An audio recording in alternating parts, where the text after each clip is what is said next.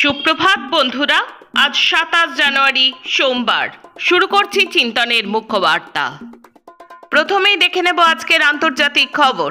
Israel আর মিশরকে অস্ত্র সহায়তা ছাড়া আর সব বৈদেশিক সহায়তা স্থগিত রাখল আমেরিকা। শুক্রবার এই সিদ্ধান্ত নিয়েছেন ট্রাম্প। আমেরিকার নতুন পররাষ্ট্রমন্ত্রী মার্কো রুবিও একটি আভ্যন্তরীণ নথি বিভিন্ন দেশে অবস্থিত মার্কিন দূতাবাসগুলোতে পাঠিয়েছেন, যেখানে বলা হয়েছে বিভিন্ন দেশে বৈদেশিক সহায়তা শর্তগুলোকে আরও কঠিনভাবে পরীক্ষা করতে হবে। উন্নয়ন সহায়তা থেকে শুরু করে সামরিক সহায়তা, সব ধরনের আর্থিক সহায়তা এই নীতির আওতায় আনা হবে।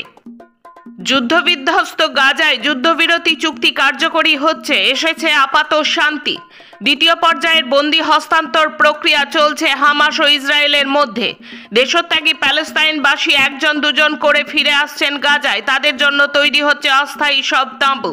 ব্যবস্থা করা হচ্ছে জল ও বিদ্যুতের, কারণ গত 5 মাসের ইসরায়েলি হানায় গাজায় অবশিষ্ট নেই একটি বাড়িও। যুদ্ধবিধ্বস্ত গাজায় ত্রাণবাহী ট্রাকের সংখ্যা ক্রমেই কমছে। রাষ্ট্রসংঘের মানবিক সহায়তা দান দপ্তর থেকে জানানো হয়েছে, গাজায় প্রথম দিন ত্রাণবাহী ট্রাকের সংখ্যা ছিল 630, দ্বিতীয় দিন তা বেড়ে হয় 915, তৃতীয় দিন 897, চতুর্থ দিন 808, গতকাল তা কমে গিয়ে দাঁড়ায় 653-তে। যুদ্ধবিরতি চুক্তি অনুযায়ী প্রতিদিন সর্বাধিক 600টি ট্রাক ঢোকার অনুমতি আছে। ইসরায়েল ও হামাসের মধ্যে এই চুক্তিতে মধ্যস্থতা করছে আমেরিকা, মিশর ও কাতার।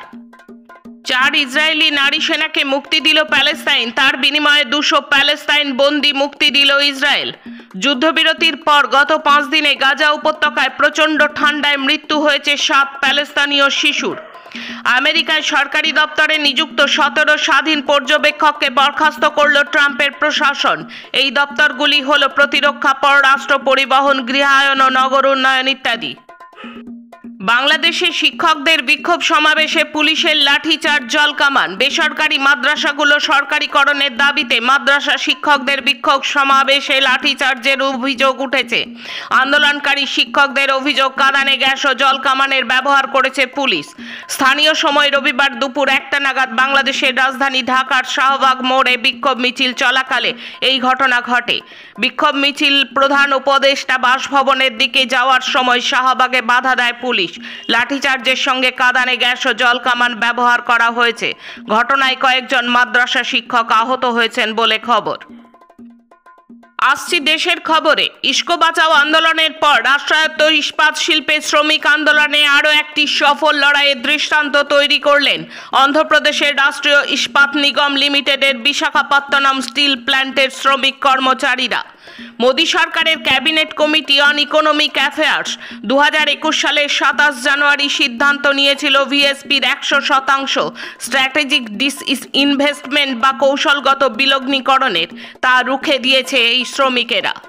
খাদ্য নিরাপত্তা বিধি লঙ্ঘিত হওয়ার অভিযোগে বাজার থেকে একই ব্যাচে প্রস্তুত 4 টন লাল লঙ্কা গুঁড়ো তুলে নিতে নির্দেশ দেওয়া হলো রামদেবের পতঞ্জলিকে। এই নির্দেশ জারি করেছে food safety and standard authority of India.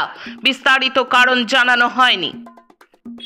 ট্রাম্পের নয়া অভিবাসন নীতির জেরে অনিশ্চয়তার এবং ভয়ে সিটিয়ে আছেন আমেরিকায় বসবাসকারী ভারতীয় পড়ুয়ারা। পুলিশের নজর থেকে বাঁচতে পার্ট টাইম কাজ ছাড়ছেন আমেরিকায় কর্মরত ভারতের এই পড়ুয়ারা। অনিশ্চয়তায় ভুগছেন ভারতের পরিবারগুলিও। চেন্নাইতে গ্রেপ্তার মণিপুরের এক তরুণী রেবেকা। পুলিশ জানিয়েছে এই তরুণীর কাছ থেকে পাওয়া গেছে 8,000-এর বেশি পেইন কিলার ওষুধ এবং বিপুল পরিমাণ টাকা।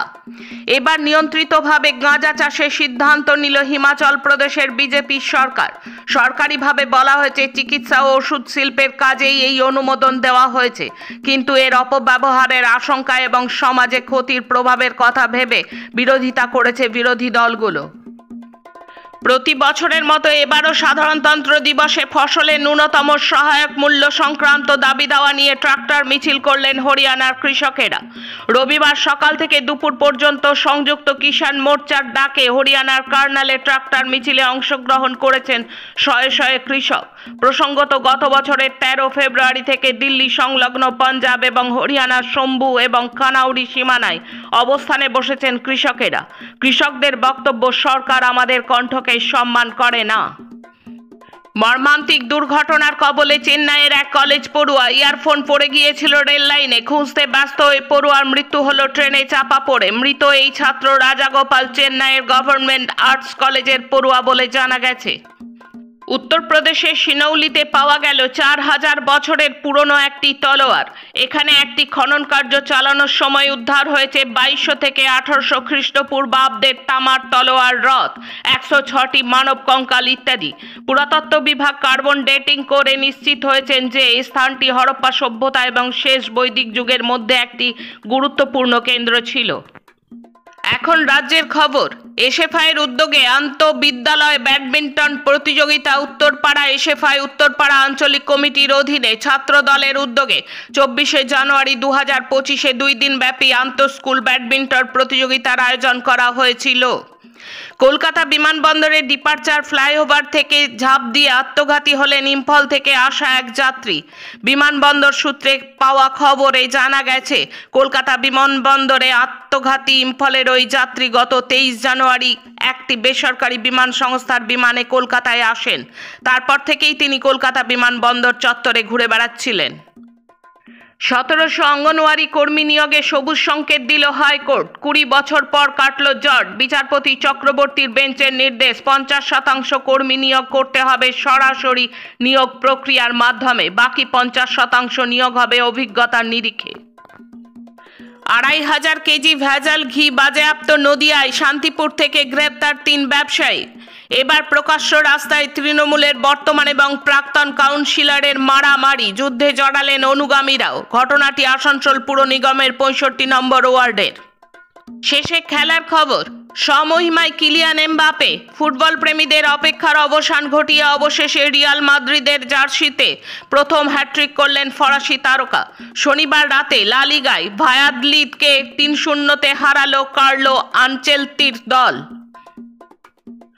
ভারতীয় অনূর্ধ্ব 19 মহিলা ব্রিগেডের দাপটে ধরাশায়ী বাংলাদেশ। এই টুর্নামেন্টে গতবারের চ্যাম্পিয়ন উইমেন ইন ব্লু এবারও ট্রফি জয়ের অন্যতম দাবিদার হয়ে উঠেছেন নিকি প্রসাদরা। ভারতের মেয়েদের সামনে এবার গুঁড়িয়ে গেল ওপার বাংলার অনূর্ধ্ব 19 ব্রিগেড। 83 বল বাকি থাকতে ম্যাচ জিতেছে ভারত। আজকের মুখ্য বার্তা এই পর্যন্ত। নমস্কার।